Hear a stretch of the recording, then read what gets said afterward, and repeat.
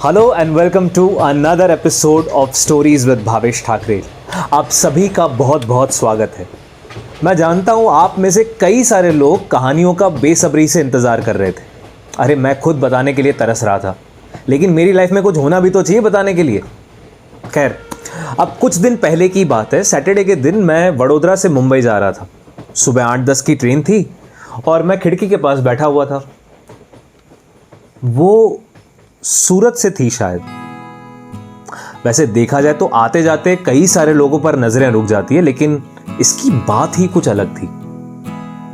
कुछ लोग यहां वहां की बेतुकी सी बातें कर रहे थे, लेकिन ये अपने पेरेंट्स से बड़ी मुस्कुराहट के साथ बातें कर रही थी। रीजन तो नहीं पता मुझे, लेकिन एक तरफ वो और दूसरी तरफ उसके पेरेंट्स, दोनों की बातें सुन के ऐसा लग रहा था कि इसकी कहीं नई जगह पर जॉब लग गई होगी।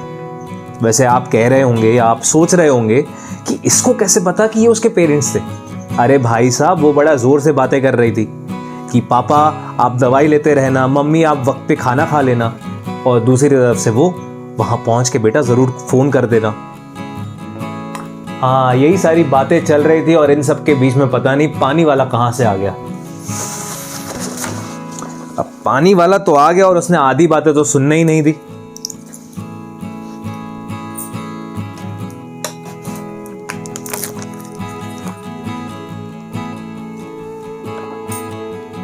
ट्रेन सूरत स्टेशन पे लगभग 5 मिनट के लिए रुकी थी। वैसे उस वक्त मुझे यह ख्याल आया कि कई सारी बातें जो हम 5 घंटों में नहीं कर पाते, वो रेलवे स्टेशन पे या एयरपोर्ट पे कुछ मिनटों में हम कर देते। वहां देखा तो मुझे नजर आया आंखें नम, चेहरे पे मुस्कुराहट और कामयाबी का रास्ता। सायरन बजा और ट्रेन चल पड़ी।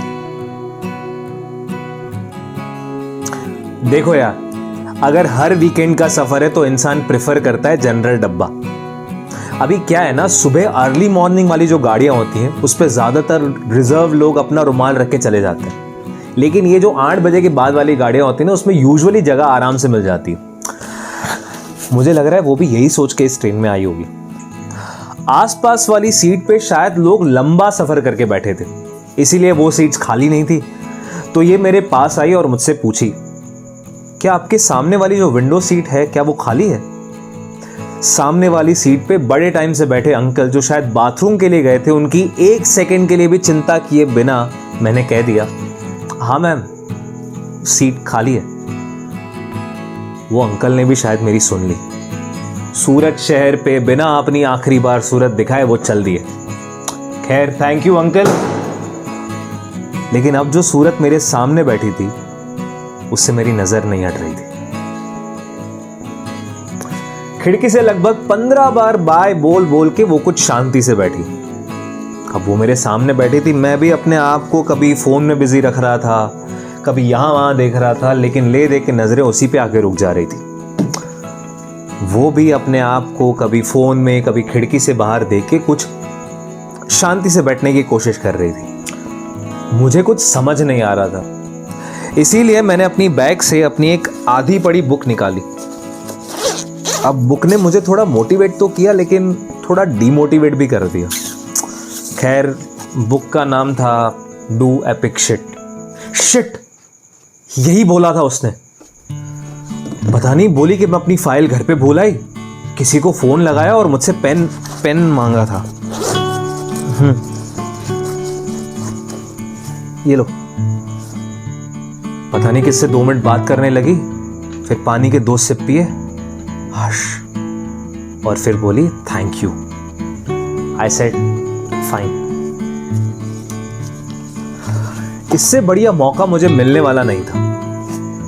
मैंने अपने आप को इंट्रोड्यूस किया, हाय भावेश। उसने सिर्फ स्माइल देकर कहा, ज़ारा। कुछ नाम क्या भारी होते हैं यार, ज़ारा।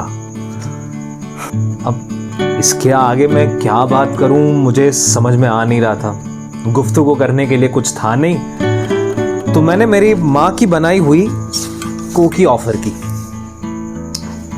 जितने भी लोग सिंधी हैं वो तो खैर समझ जाएंगे, लेकिन अगर कोई सिंधी नहीं है तो मैं कह दूं, कोकी को आप गुजराती वाले थेपला मान सकते हैं और मराठी वाले थाली पीठ मान सकते हैं। अब इससे ज़्यादा लैंग्वेज मुझे आती है नहीं, तो I am really very sorry. But Zara ने ग्रेसफुली कह दिया कि थैंक यू। ज़ारा कुछ देर तक खामोश बैठी रही। अभी खामोशी मुझे तोड़नी थी तो मैंने कह दिया, ज़ारा, इस किताब का 17th पेज मुझे बेहद पसंद है। उसने पूछा ऐसा क्यों? मैंने कहा इसका जो 17th पेज है वो कई सारे लोगों से बड़ी आसानी से रिलेट कर लेता है। अगर तुम्हें ऐतराज ना हो तो मैं पढ़ के सुनाऊं? उसने कहा अगर तुम्हें ऐतराज ना हो तो क्या मैं एक सवाल पूछूं? मैंने कहा हाँ पूछो। उसने पूछा कि तुम आमतौर पर भी अपनी भाषा में उर्दू का इस्तेमाल करते हो? अब मोहतरमा को जवाब तो देना था। अब मैंने सोचा हाँ ना कह दूंगा तो बात नहीं बनेगी, उसकी स्टाइल में ही उसे आंसर देना पड़ेगा। तो इस बार जवाब देते हुए मैंने हामी भरी। तो ज़ारा 17th पेज पे कुछ ऐसा लिखा है कि we have one life but we don't need to be one person, we just have one life, why live it with just one identity. उसको ये बात काफी इंटरेस्टिंग लगी।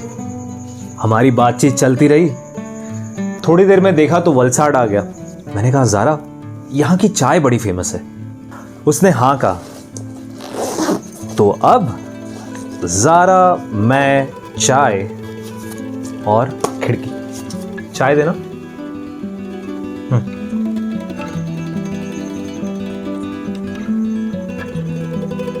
कई बार आसपास वाली ट्रेन की वजह से उसकी बातें कुछ ढंग से सुनाई नहीं देती, लेकिन उसकी हंसी को देख के मैं कुछ कह नहीं पाता। मैं भी सिर हिला देता। वो कुछ मुझसे पूछती, मैं जवाब दे देता। कभी मैं कुछ पूछता, वो जवाब दे देती। और कुछ देर बाद बड़ी बड़ी इमारतें, हवा में नमी, और धीरे धीरे अब मुझे लोकल ट्रेन भी दिखाई दे रही थी। मुझे समझ में आ रहा था ये सफर अब खत्म होने वाला है।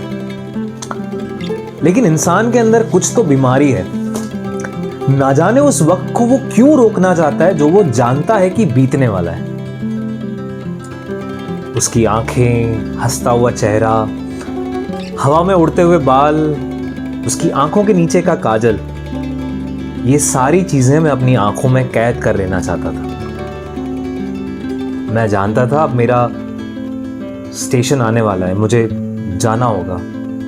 मैं अपने आप को संभालना चाहता था। इस सफर को रोकना थोड़ा मुश्किल था। मैं कोशिश कर रहा था कि मैं कुछ कम बात करूं, बस अब स्टेशन आने वाला है। लेकिन तभी उसने कहा, तुम शाम को फ्री हो क्या?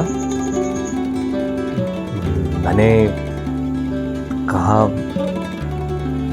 हाँ, मतलब। उसने पूछा, तुम बैंड्रा आ सकते हो क्या? मैंने कहा अगर तुम इनवाइट करोगी तो जरूर आऊंगा।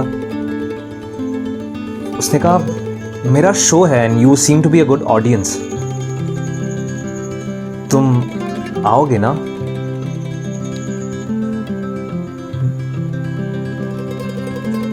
मैंने कुछ जवाब नहीं दिया।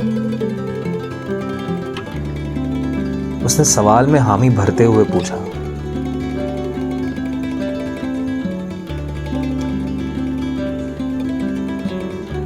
मैंने भी जवाब में हामी भरते हुए कहा। देखो अब आगे की कहानी मैं आके सुनाऊंगा। तब तक के लिए थैंक यू। चैनल को प्लीज सब्सक्राइब कर देना और लोगों तक पहुंचाना, और अगर आपके घर में कोई इवेंट है तो एंकरिंग के लिए मुझे जरूर बुलाना। बाय।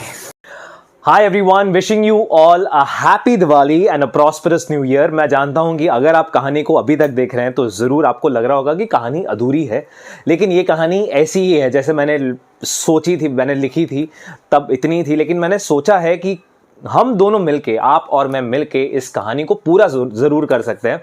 तो आपको क्या लगता है कि ज़ारा और भावेश को मिलना चाहिए, नहीं मिलना चाहिए, और अगर मिलना चाहिए तो कैसे मिलना चाहिए? इस कहानी को आगे हम कहाँ ले जा सकते हैं, आप प्लीज़ कमेंट सेक्शन में लिख के ज़रूर बताइए।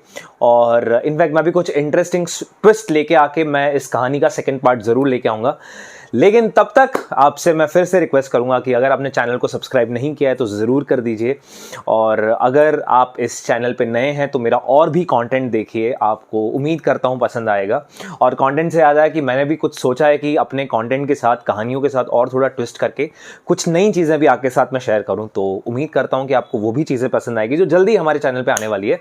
तो इस फैमिली को और ज़्यादा हम स्ट्रॉन्ग बनाएंगे, इस कॉन्टेंट को और ज़्यादा अच्छा बनाएंगे, और कोशिश करेंगे कि कुछ नई कहानी आप लोगों तक मैं ले आऊं। आप भी अपने कमेंट सेक्शन में लिख के जरूर बताइए कि अगर आपको कुछ नया जानना है, अगर आपको कुछ नया देखना है इस चैनल पे, तो प्लीज आप वो भी शेयर करिए। तब तक के लिए अपना ख्याल रखिए, अपने पेरेंट्स का ध्यान रखिए, अपने भाई बहनों का ख्याल रखिए, और चैनल को प्लीज सब्सक्राइब करिए और लोगों तक पहुंचाइए, शेयर करिए। And thank you for watching stories, कहानियाँ। और एक लाइन जो मैं बोलता हूँ घिसी पिटी सी, वो और एक बार बोलूँगा कि see you soon somewhere in our stories.